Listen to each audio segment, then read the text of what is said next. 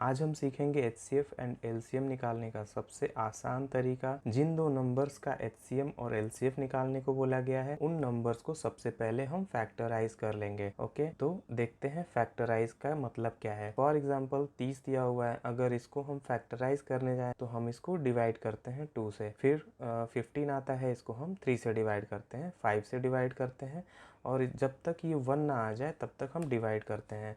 तो इस तरह से हमारे फैक्टर्स बन के आते हैं 2, 3 एंड 5, 2 इंटू 3 इंटू 5। सिमिलरली एक और एग्जांपल ले लेते हैं 96। 96 के फैक्टर्स कैसे निकालते हैं, तो जब 1 आता है तब हमको स्टॉप करना है और हमको ये सभी नंबर्स को मल्टीप्लाई करके लिख लेना है। ये हो जाएगा हमारे सभी फैक्टर्स। सो ये हो जाएगा 2 की पावर 5, यानी 2 5 टाइम्स रिपीट हो रहा है, तो ये वैल्यू हो जाएगी 2 की पावर 5 इंटू 3। अब हमारा नेक्स्ट स्टेप आता है जो बहुत ही इम्पॉर्टेंट है कि HCF कैलकुलेट करने के लिए हम कॉमन फैक्टर्स कंसीडर करते हैं। सो हमने अभी फैक्टराइज किया, मैं एक एग्जांपल से दिखाता हूँ। सपोज़ ये दो नंबर्स हैं A और एक B है और इसका HCF कंप्यूट करने को हमको बोला गया है और ये हमें फैक्टर्स, दो फैक्टर्स मिलते हैं। तो हम क्या करेंगे, इन दोनों में से जो कॉमन फैक्टर्स हैं सिर्फ उनको ही कंसीडर करेंगे। सो पहले में हमने 2 देखा, यहाँ पे B में भी 2 है। सो इन दोनों में से हमने एक 2 कॉमन ले लिया। अब इस 2 का कॉमन इसमें नहीं है, सो इसको एज इट इज़ हमने सर्कल करके छोड़ दिया। देन 3 है, 3 को भी कट किया, इधर भी 3 कॉमन है, तो ये हम नेक्स्ट 3 ले लेंगे। अब हम देखेंगे कि 4 और 7 इन दोनों में B में नहीं है, सो हम इसको एज इट इज़ छोड़ देते हैं। सो यही हमारा HCF हो जाता है, जो कॉमन फैक्टर्स होता है। That's it. अगर आप ये मेथड फॉलो करेंगे तो आपका HCF कभी भी गलत नहीं होगा। नेक्स्ट LCM है, लोवेस्ट कॉमन मल्टीपल। इसके लिए हम कॉमन फैक्टर्स जैसे हमने HCF में लिया था ठीक वैसे ही लेना है और बाकी रिमेनिंग फैक्टर्स जो हमने सर्कल करके छोड़ दिए थे उनको भी कंसीडर करना है। जैसा कि हमने देखा था ये A है, ये B है और इसके LCM कंप्यूट करना हो तो हम कॉमन फैक्टर्स ले लेंगे 2 इंटू 3, जो एज इट इज़ HCF की तरह होगा। बाकी बचे हुए सभी जो हमने नंबर सर्कल में किए हैं क्योंकि उनके कॉमन नहीं थे इन दोनों नंबर्स में, उनको हमने एज इट इज़ लिख लिया है। तो ये हमारा LCM हो जाएगा। जिसको फॉलो करेंगे तो आपका HCM और LCF कभी भी गलत नहीं होगा। स्पेशल केस देखते हैं एक, कि अगर दो नंबर्स जिनका HCF हमको कंप्यूट करना है बट उसमें कोई भी फैक्टर्स कॉमन नहीं है, तो ऐसे केस में HCF की वैल्यू होती है 1 और LCM की वैल्यू होती है प्रोडक्ट ऑफ द नंबर्स।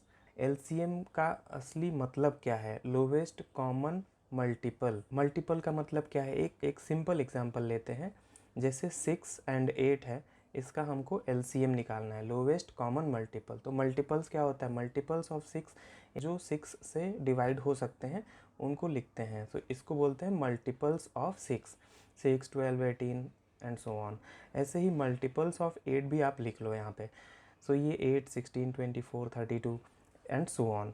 अब इसमें से कॉमन मल्टीपल्स, आप जो भी मल्टीपल्स कॉमन है, सो यहाँ भाई 24 है, यहाँ भी 24 है, तो हमने 24 लिख लिया। देन 48 भी कॉमन है, तो यहाँ पे 48 लिख लिया। अगर आप इसको और भी लिखते जाएंगे आगे तो आपको एक और नंबर भी मिलेगा 96 एंड देन 92, ये भी मिलेगा। सो कॉमन मल्टीपल्स मिलते जाएंगे बट इसमें से हमको लोवेस्ट कॉमन मल्टीपल यानी कि जो सबसे छोटा कॉमन मल्टीपल है उसको कंसीडर करना है, यानी कि 24।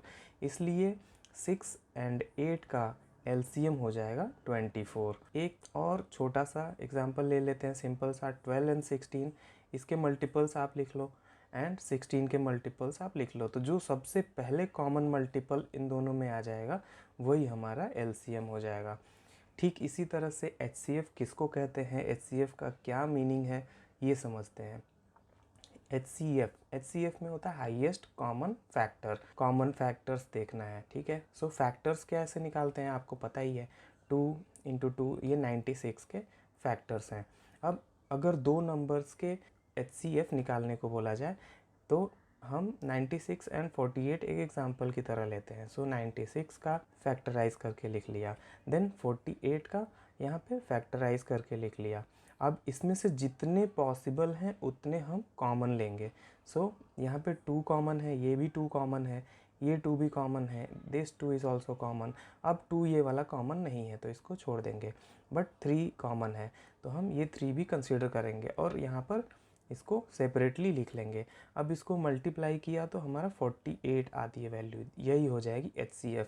सो हाईएस्ट कॉमन फैक्टर्स, इसलिए हम इसको HCF कहते हैं। एक और सिंपल एग्जांपल लेते हैं, 48 एंड 32। 48 को के फैक्टर्स ये हैं, 32 के फैक्टर्स ये हैं, और इनमें सबसे ज़्यादा कॉमन यानी इसके बाद और कुछ कॉमन नहीं है यहाँ पर, इसलिए इन सभी कॉमन फैक्टर्स को मल्टीप्लाई करेंगे तो HCF आ जाता है। एक और सिंपल सा एग्जांपल लेते हैं जिसमें 2 प्राइम नंबर्स के HCF निकालने को बोला गया है, 17 एंड 19। इस केस में ऐसी खास बात यह है कि इन दोनों के आपस में कुछ कॉमन फैक्टर भी नहीं है।